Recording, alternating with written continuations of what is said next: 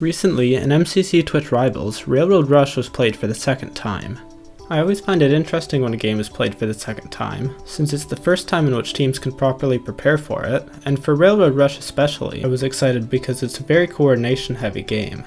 I was curious to see what strategies the teams would come up with, so let's take a look at what they did. We'll start off with Pink, who decided to dust off an old Skyblockle strategy known as Iron Man.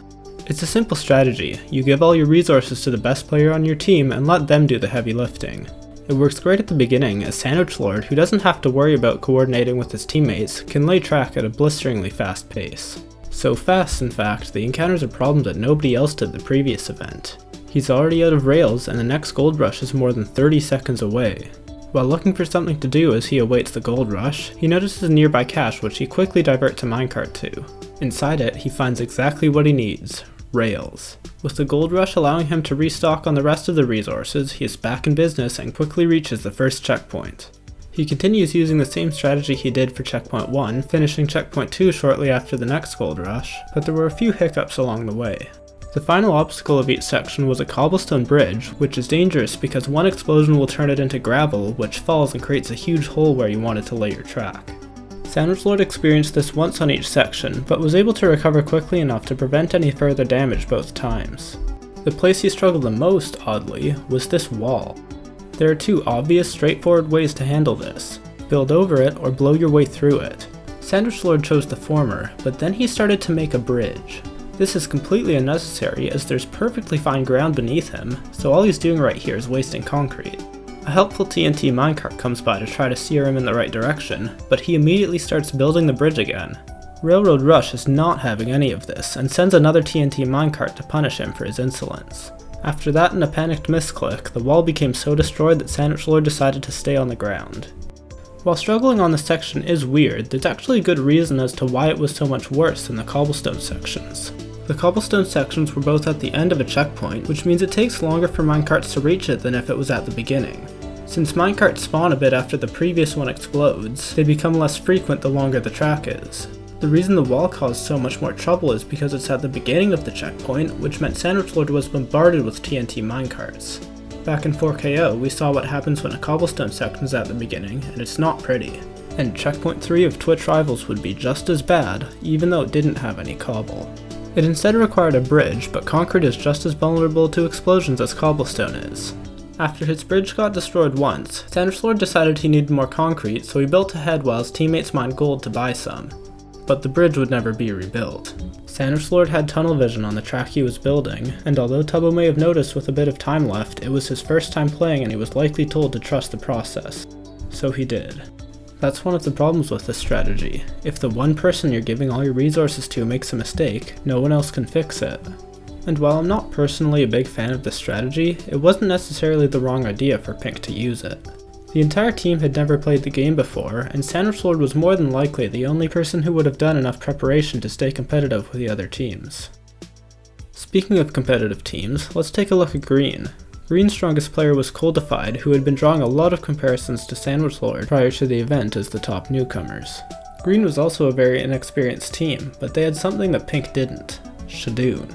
Shadoon had already played Railroad Rush before, so if Green was going to find success, it would have to be through him. After the first gold rush though, the team gave all their resources to Coldy. He played very similarly to the way Sandwich Lord did, returning to open the first cache prior to doing the first cobblestone section, although he was a bit quicker thanks to Shadoon scouting ahead and relaying information. He was actually so quick that Green was able to reach the first checkpoint before the second gold rush began. Then things got even better as Shadoon took a more active role by not just scouting ahead but placing rails as well. Green surpassed the cobblestone bridge with ease and finished the second checkpoint with 4 whole minutes remaining. They had a massive lead that saw them and only them enter the final gold rush with 2 checkpoints reached. Coming out of the gold rush, Shadoon continues his strategy from checkpoint 2, grabbing rails and pushing ahead to work later on in the section. He patches up the existing track on the way there, but makes one error. He tries to make the track gain elevation and turn in the same block, which is not possible in Minecraft. But whatever, Coldy can fix it. Shadoon's got his own job to do, so that's what he does. He sees he's going to need a lot of concrete though, and he has none, so he returns shortly afterward. Upon doing so, he is met with this. Coldy did not fix it. The constant stream of minecarts keeps blowing up his ramps, and all the stray tracks lying around are not helping things. After 30 more seconds of struggling, Coldy realizes that the minecarts have opened a tunnel through the hill, so he aborts the current plan in favor of using that. This is a potentially event-saving decision for Green, who are making progress for the first time in 3 minutes. They extend the track by 30 blocks in the final 30 seconds, but it's just not enough. Their track ends just 3 blocks too short to make Dodgebolt. And yes, they could have made it another few blocks, but made a few mistakes in their panic. But let's not dwell on that. Instead, let's take a look at what the team that beat them did right. There are 2 things Cyan did I'd like to highlight that I expect to see a lot more in the future. Here's the first. Wolfie's trying to open the first cache of the second section, which I'd love to call a standard play, but most teams this event only open the very first cache on the map. He's actually having a bit of trouble thanks to the start of checkpoint minecart frequency, but it's not all that big of a deal. The reason for that is that his teammates are up ahead working on the main route, and Wolfie's actually helping them here by shielding them from any unwanted minecarts. And of course, he still gets the rewards of the cache without his team having to pause construction of the main route. Then later on, with Cyan making one last push for track length, he showcases another great strategy. He once again shields his teammates ahead from explosions, this time by breaking the track, then gives them all his remaining resources except for that one piece of track. He then simply waits as his teammates build in peace, and when the timer ticks down to its final few seconds, he reconnects the track. This play was extremely impactful, as if Cyan's railroad was even 1 block shorter, they wouldn't have reached Dodgebolt. I was actually quite surprised at how little teams were disconnecting their track. One of my main takeaways from MCC 4KO was the night and day difference between working on a disconnected track and a connected one. One team that did realize this is Yellow, who ultimately won Railroad Rush this event, and that's not a coincidence. Each time Yellow encountered a cobblestone section, they immediately disconnected the track as to not blow it up, and it only took one explosion for them to realize they had to do the same to protect their bridge on a section we saw other teams flounder. Those other teams even had a lead on Yellow.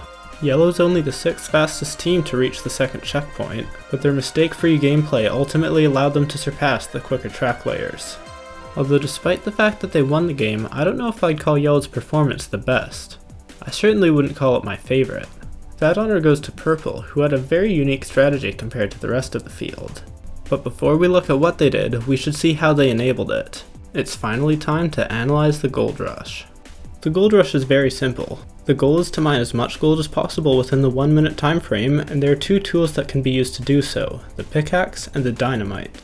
The latter was rarely used in 4KO, but a few players used it more often this event, including the entirety of Purple. Purple absolutely let loose with the dynamite, collecting over 150 more gold than the next highest team, nearly outscoring them in just the first 2 rounds alone. And even outside the gold rushes, they just kept gathering resources. You may recall from earlier that caches not only contain emeralds, but also gold and other valuable resources. Whereas most teams this event opened only 1, Purple opened 4. This allowed them to place quite well with a not very resource efficient strategy, where they placed concrete pretty much wherever they please, regardless of whether or not it's actually necessary. While I didn't love that bit, I did like how quick they were at opening caches, which brings me to my expectations for the future of Railroad Rush. Back in 4KO, teams would only focus on 1 section of track at a time, and in this event the more successful teams were laying track in 2 places at once. I don't think it'll stop there. I'd like to see teams employ a 3-track layer strategy. Specifically, I'd like to see one person in charge of building the main track, another person in charge of opening the first cache in the section, and the third person in charge of opening the second cache in the section. After the first cache is open, the player in charge can then pick up their materials and begin building the main track from the end of the section backward. Additionally, the player in charge of the second cache can contribute to the main track in the middle of the section, connecting up with the main track layer's work after the first cache is opened. Then once a checkpoint is reached, this entire strategy can be repeated. The 4th player is just a flex slot for now, as it's tough to tell in practice what would actually be needed. You could have them mine gold throughout the main course, or even have them be a second main track layer working further down in the section. There are good arguments for both, and in practice the answer may even vary based on how much gold is earned from the Gold Rush. Besides the big picture strategy, I also expect to see the railroad building itself get more optimized. Players will space their powered rails a bit further apart as they get better at estimating how far 25 blocks is, and they'll also reduce the number of small pathing inefficiencies that cause waste of rails and concrete. Additionally, although this is very difficult, players will have to stop thinking in terms of vanilla Minecraft so they can use elevation to its full potential. The Railroad Rush minecart does not require any extra power to go uphill, so if you're going to make a concrete bridge, there's no reason not to make an upward staircase instead. If you do so, you can save track in concrete by allowing the minecart to drop. For example, if you want to cross a 3-block long pool of water, you only need to build a 2-block staircase, then the minecart will travel the 3rd block as it falls back down to the ground. There are lots of other places where minor track optimizations can be made, and I don't want to list them all right now, so if this is a skill you'd like to improve on, I suggest watching a track layer's perspective of the game and keeping an eye out for places you think you could improve on the track they built. With that, it's time to wrap up today's analysis. I hope you feel like you can perform better at Railroad Rush now, even if you've never played it or never will. If you enjoyed this video, I'd appreciate it if you like and subscribe, and I'll see you next time.